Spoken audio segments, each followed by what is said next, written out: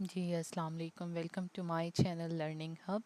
और आज से जो है वो अपनी नई सीरीज़ शुरू कर रहे हैं जो कि है इंग्लिश लिटरेचर पे। और इंग्लिश लिटरेचर पे हम लोग जो है बेसिकली डिस्कस करेंगे डिफरेंट राइटर्स को, डिफरेंट नॉवेल्स, ड्रामास, उनकी समरी, इंट्रोडक्शन, उनके अंदर के इम्पॉर्टेंट सीन्स, इम्पॉर्टेंट कैरेक्टर्स, सब चीज़ों को हम डिस्कस करेंगे। तो इस सीरीज़ का आगाज़ जो है वो आज से मैं अपने चैनल से कर रही हूँ। इंशाल्लाह जो है वक्तन फ़वक्तन आपको इससे रिलेटेड वीडियोज़ जो हैं वो मिलती रहेंगी। और आज की वीडियो में जो है हम डिस्कस करेंगे जॉर्ज ऑरवेल को, जो कि बड़े फेमस नावल एनिमल फॉर्म के राइटर भी हैं, और जिनकी बड़ी फेमस एक जो है वो उनका सेंटेंस है, power corrupts and absolute power corrupts absolutely.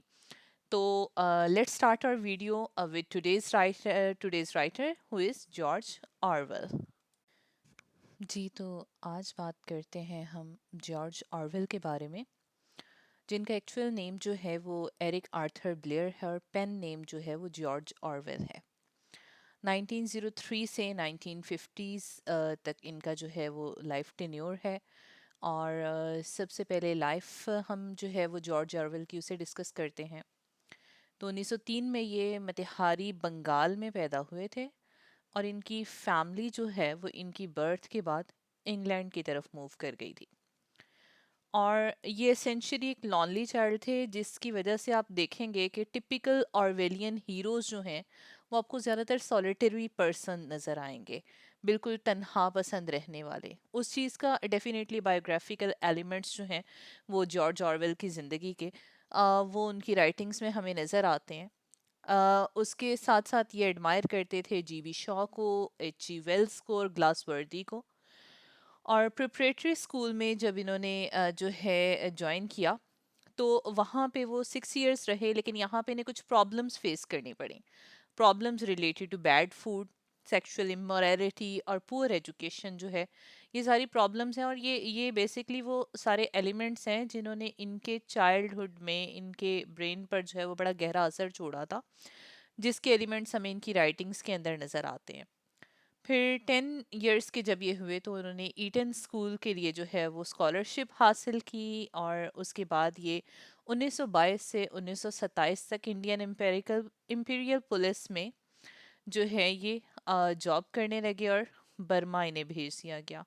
1927 में ये वापस इंग्लैंड आ गए, और ये साल इनके लिए फाइनेंशियल डिफ़िकल्टीज़ का था। और 1929 से 35 तक उन्होंने प्राइवेट ट्यूटर के तौर पर जो है वो अर्निंग की। फिर 1935 में उन्होंने इतना कुछ जो है वो जमा कर लिया कि वो जो है कंट्री वापस जा सकते, और वहाँ पे उन्होंने जाके एज अ फ्रीलांस जर्नलिस्ट जो है वो अपना करियर रीस्टार्ट किया। वहाँ पे उन्होंने उनका जो है famous report the road to Wigan Pier ये पब्लिश की। अनएम्प्लॉयमेंट के टॉपिक पे थी ये। 1936 में ये इंग्लैंड में इन्होंने शादी की थी एलिन ओशैंडिसी से। और साल के एंड तक उन्होंने जो है वो फॉशिस्ट के अगेंस्ट जो है वो बड़ा एक्टिव रोल प्ले किया। फिर इन्हें ये डर था कि वो प्रिजन में ना डाल दिए जाएं। डेफिनेटली जो है वो फॉसिस्ट के अगेंस्ट अगेंस्ट जाना उस दौर में कोई इतनी छोटी बात नहीं थी। सो ये लंदन से भाग आए, ताकि ऐसा ना हो कि इन्हें पकड़ के जो है वो प्रिजन में डाल दिया जाए। उसके बाद वर्ल्ड वॉर 2 में ये पार्टिसिपेट करना चाहते थे, लेकिन मेडिकल ग्राउंड्स पे इन्हें जो है वो रिजेक्ट कर दिया गया इनकी हेल्थ की वजह से। लेकिन इन्होंने हिम्मत नहीं हारी, और होम गार्ड सार्जेंट के तौर पे जो है इन्होंने international platoon Saint John's Wood में जो है उसे ज्वाइन किया था वॉलंटियरली।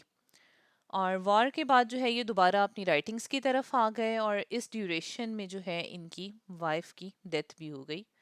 आ, और जॉर्ज ऑरवेल और इनकी फर्स्ट वाइफ इसलिए कह रही हूँ क्योंकि आगे चल के इन्होंने सेकंड मैरिज भी जो करनी है, इन्होंने एक जो है वो बच्चा अडॉप्ट किया हुआ था। अब ऑरवेल उसे केयर करने के लिए अकेले रह गए थे। और इसी ड्यूरेशन में बीवी की वफ़ात के बाद जो है ये बीमार पड़ गए और इन्हें टीबी हो गई। इनफैक्ट इन्हें डर था कि इन्हें टीबी है, और इसी बीमारी में इन्होंने जो है वो सोनिया ब्रॉनवेल से शादी कर ली। और उन डेज में ये राइटिंग्स में कॉनरेड पे लिख रहे थे। और स्विट्ज़रलैंड जाने का प्लान कर रहे थे, लेकिन अचानक से हैमरेज की वजह से फ़्लाइट से एक दो दिन पहले जो है इनकी डेथ 23 जनवरी 1950 को हो गई थी। और उनकी अपनी ख्वाहिश पे उन्हें इंग्लिश विलेज चर्च यार्ड में दफनाया गया है।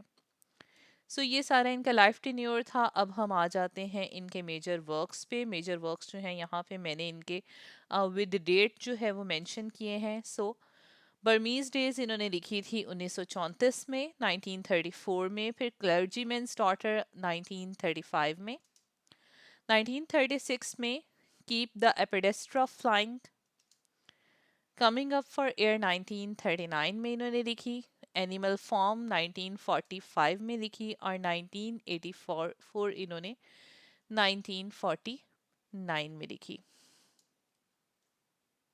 जी, इसी सीक्वल पे आपको नेक्स्ट वीडियो जो है वो मिलेगी इंशाल्लाह एनिमल फॉर्म पे। Thank you so much for watching.